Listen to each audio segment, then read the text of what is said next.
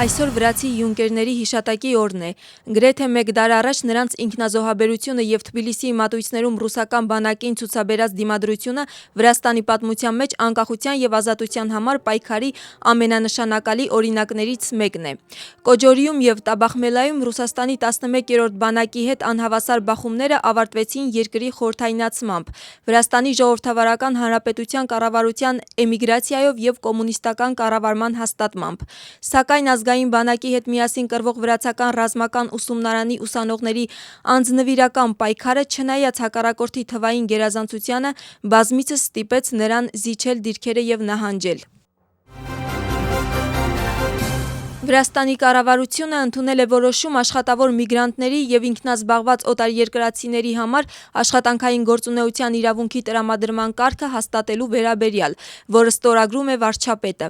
Ըստ որոշման մշտական բնակության թույլտվություն չունեցող օտարերկրացիները չեն կարող աշխատել այնպիսի ոլորտներում, որոնք կապված են առաքման ծառայությունների, ուղևորների տեղափոխման եւ զբոսաշրջիկների համար գիդի ծառայությունների մատուցման հետ։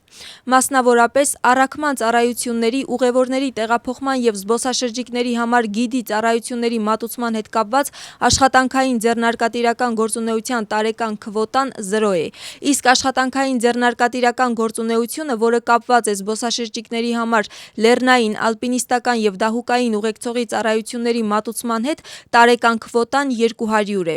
Այս հավելվածի երկրորդ կետով սահմանված քվոտաները չեն տարածվում տվյալ կարգի 5-րդ հոդվածի առաջին կետի Z ենթակետով նախատեսված դեպքերի վրա։ Որոշումը ուժի մեջ կմտնի 2026 թվականի մարտի 1-ից։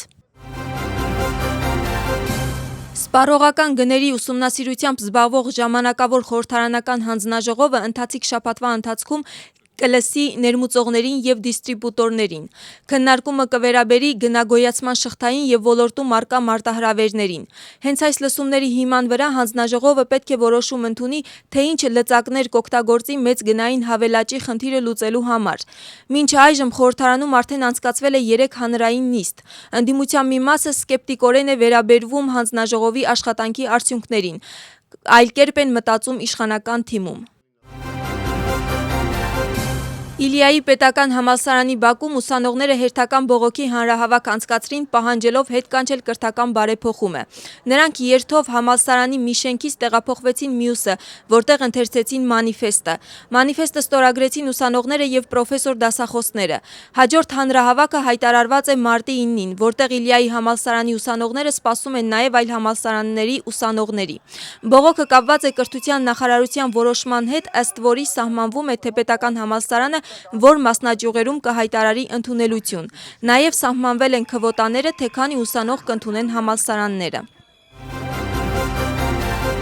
Իրանում ուսանողները կառավարության հրաժարականի պահանջով բողոքի ակցիա են անցկացրել։ Երթը տեղի է ունեցել Շարիֆի տեխնոլոգիական համալսարանի կամպուսում, ինչպես նաև մի քանի այլ համալսարաններում։ Երթի ընթացքում մարդիկ վանկարկել են մահ բռնապետին, մահ Այաթոլլա Ալի Խամենեին եւ այլ հակակառավարական կարգախոսներ։ Ուսանողները հավաքվել են հակակառավարական բողոքի ակցիաների ժամանակ զոհվածների հիշատակը հարգելու եւ կալանավորված ուսանողներին աջակցելու նպատակով։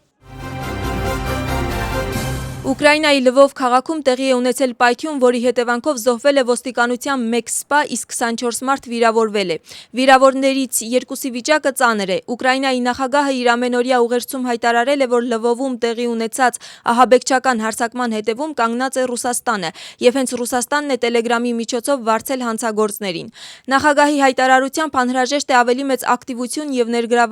ներգրավվածություն համայնքների, տեղական առաջնորդների եւ պետական ինստիտուտների կողմից, որպեսզի նվազեցվեն Ռուսաստանի կողմից ահաբեկչական հարձակումների եւ դիվերսիաների կազմակերպման հնարավորությունները։